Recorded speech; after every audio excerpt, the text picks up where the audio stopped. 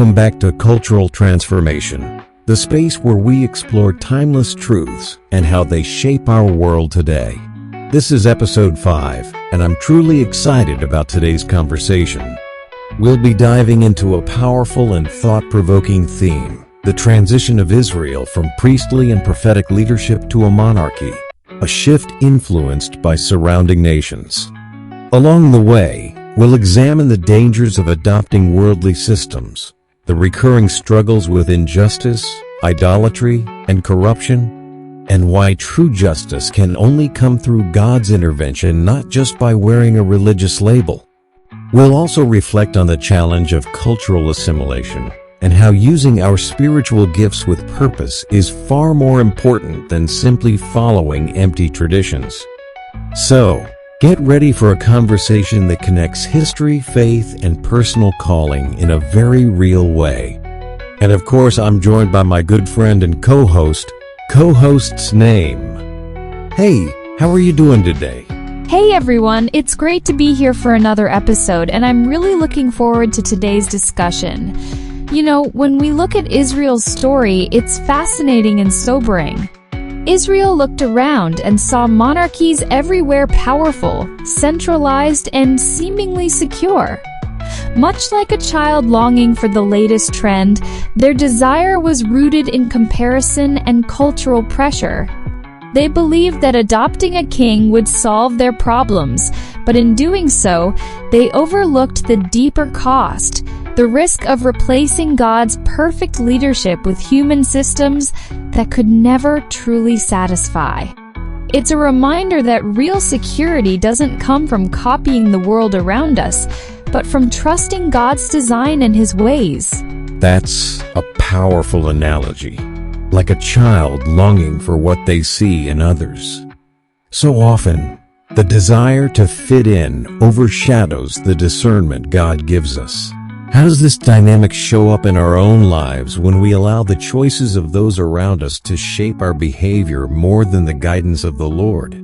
We are constantly influenced by the cultural norms around us, often without even realizing it. Studies suggest that more than 70% of major life choices are shaped by peer behavior rather than personal conviction. When nations or individuals imitate others without God's discernment, they risk inheriting not only the strengths but also the deep flaws of those models. True wisdom comes when our choices are anchored in the Lord's guidance, not in the shifting standards of the world. In striving for what others had, Israel opened the door to a new era, but also imported problems they had never faced before. This contrast between imitation and identity is key, not only for personal growth, but also for the destiny of a nation.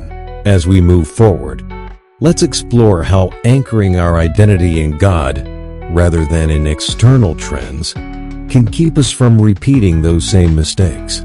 Transitioning from Israel's request for a king, let's dig into the evolving forms of leadership they experienced: priests, prophets, and finally kings.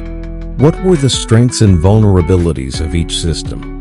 Each era brought unique dynamics. Under priests, like Aaron, leadership was spiritual and communal, often marked by direct dependence on divine guidance. But as priests became corrupt, God raised prophets' voices of correction and conscience, like Samuel, who effectively governed by spiritual and therefore moral. That's insightful. As the prophets' influence waned, kings like Saul and David emerged. The blending of roles David as both king and prophet seems fraught with both opportunity and danger. Can you expand on how these transitions mirror challenges in modern organizations or governments? Absolutely. When leadership roles overlap, accountability often blurs. In business, for example, CEOs who also control boards may bypass checks and balances, leading to unchecked power.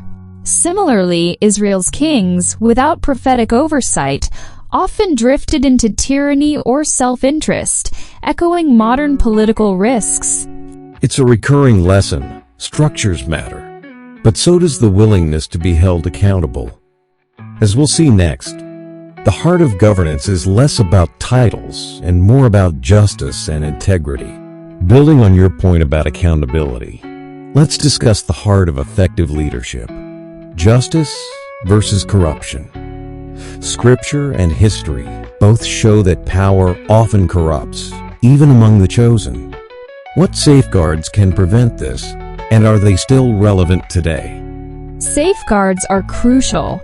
In ancient Israel, prophets acted as external auditors, confronting kings like David or rebuking corruption. Today, we rely on legal systems, free press, and civic engagement, but the underlying need is unchanged.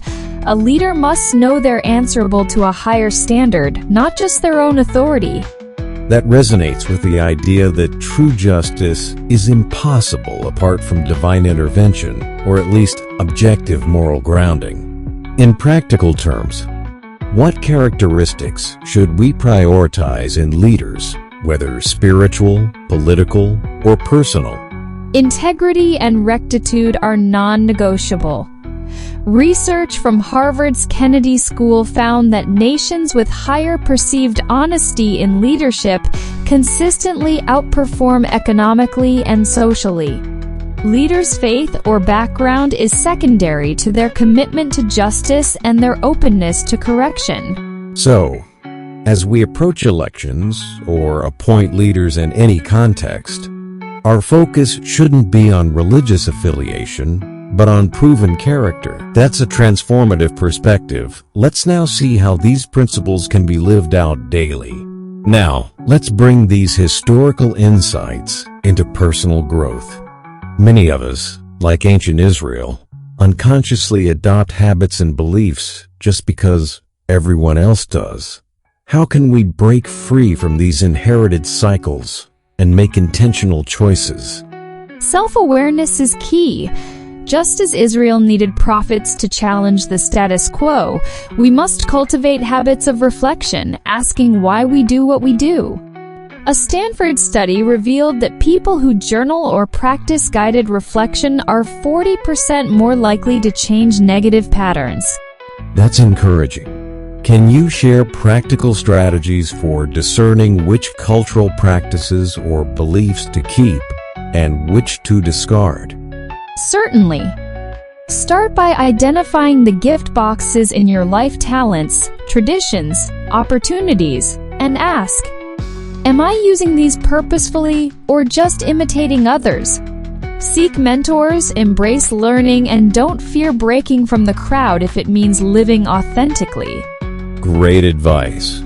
As we wrap up, remember, whether leading a nation or your own life, wisdom lies not in copying others, but in courageously stewarding what's been entrusted to you. Thanks for joining us on this journey of growth and transformation.